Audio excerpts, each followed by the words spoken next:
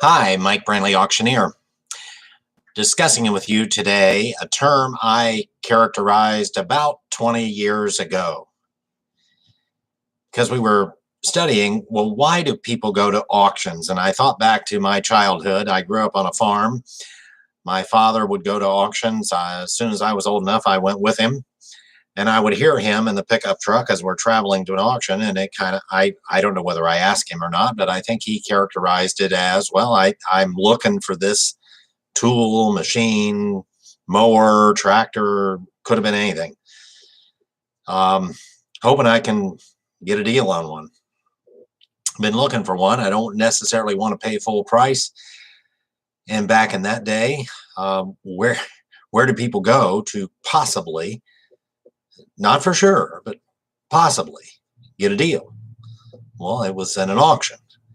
And so my father would go to a farm auction, not just to get a deal, but to pay respects to maybe somebody who had passed away or retiring or what have you. And as I've told numerous people, the food was pretty good. And it was kind of a treasure hunt. Get to walk around, look around, what have you, see the neighbors.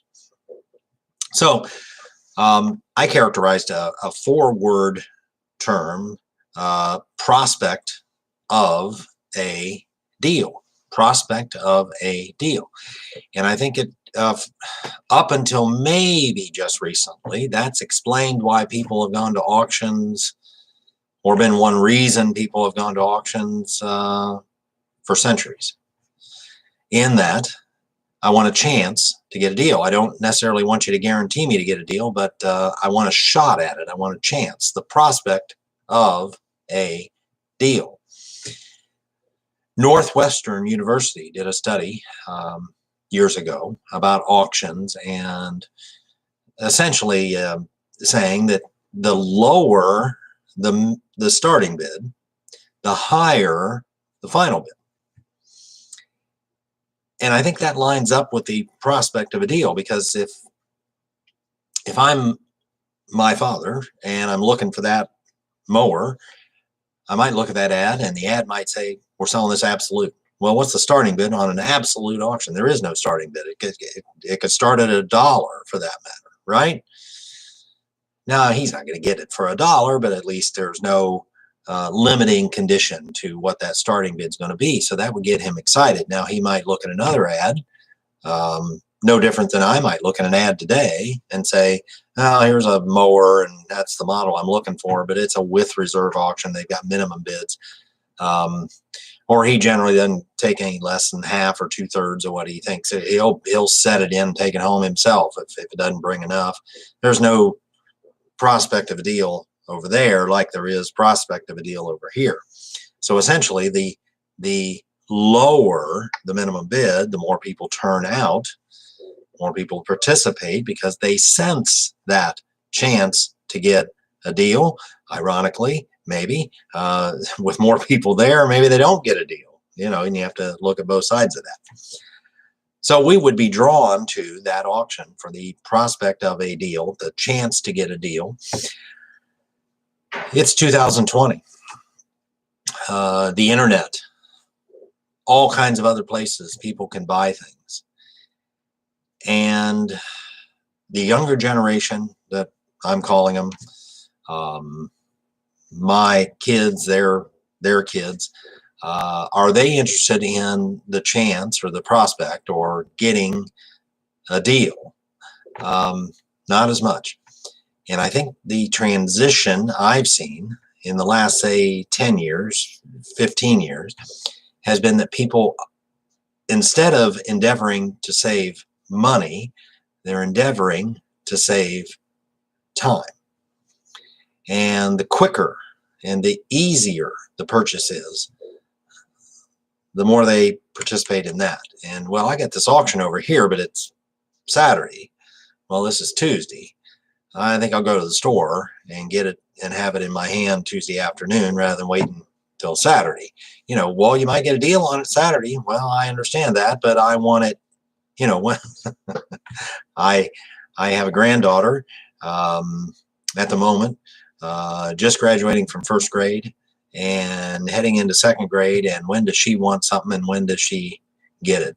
Right now. Now, that's a word she uses, because her whole life has been getting things quickly. And so a 7-year-old, in my experience, never says, hey, Grandpa, I want to go here and wait. I want to wait on that. I want to wait on this.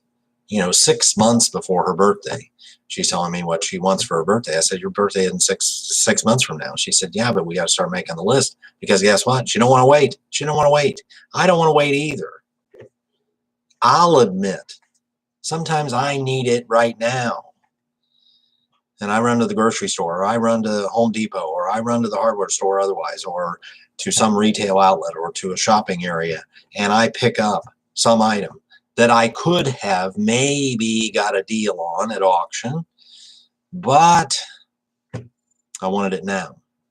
And here's something else that really has changed at the same time that my father might not recognize, is retail otherwise isn't necessarily focusing on the prospect of a deal to get you there, but saving time and providing some guarantee, warranty, return policy, have it in your hand immediately.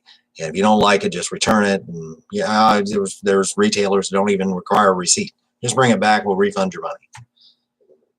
Sound like an auction to you? Doesn't sound like an auction to me. You might get a deal, but we're not guaranteeing, warranting, return policy. Once you buy it, it's yours. The auctioneers say that, I say that. So I think auctioneers are going to have to transition from a prospect of a deal, chance to get a deal that drives people to an auction, to the prospect of saving time. I think that's going to be a bigger draw for the younger generation. And I think too, and some auctioneers have told me this just could not possibly work, but there's auctioneers doing it. Could auctioneers provide some sort of guarantee or warranty or return policy? And the answer, whether you auctioneers like it or not, is yes, you could. You can do that. You may not want to, but you can.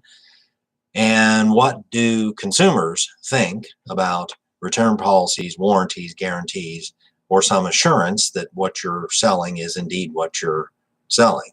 The old buying it as is, whatever it is, and I can lie to you and I can misrepresent, and well, that's too bad. I said sold, it's yours. And well, it's in what you called this brand, and it's a different brand, or you said it's 6 watt and it's 12 watt, or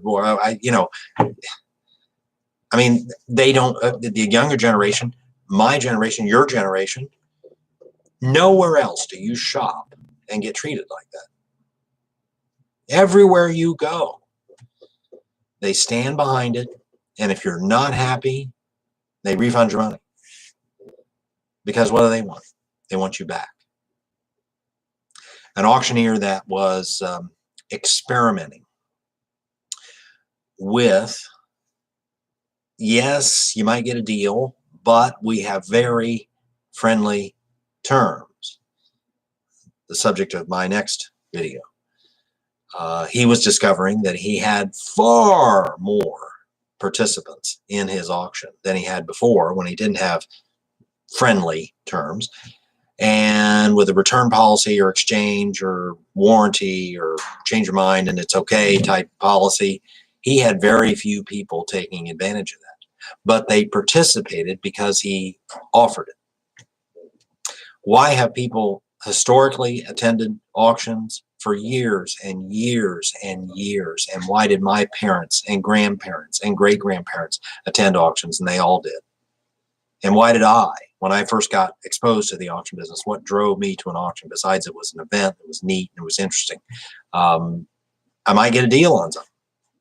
Oh, hey, I got these tools here, and gosh, in the store they're $39.99, and I got them for $10. They're not perfect, but I got a deal. I told myself I got a deal, and I attended the next auction because of the deal I got at the last auction. So auctioneers are going to have to transition, I think. Some, maybe not, but most And if you're going to be in this business another 20, 30 years as an auctioneer, you're going to have to think about more disclosure, guarantees, warranties, return policies, less as is, you're stuck with it, can't do anything about it, more consumer friendly. Can't leave out prospect of a deal, but it's going to take more to stay in the auction business down the road. Mike Brantley, Auctioneer, pleasure to be with you today. Other videos on the same page, other videos forthcoming. Have a great day and stay safe.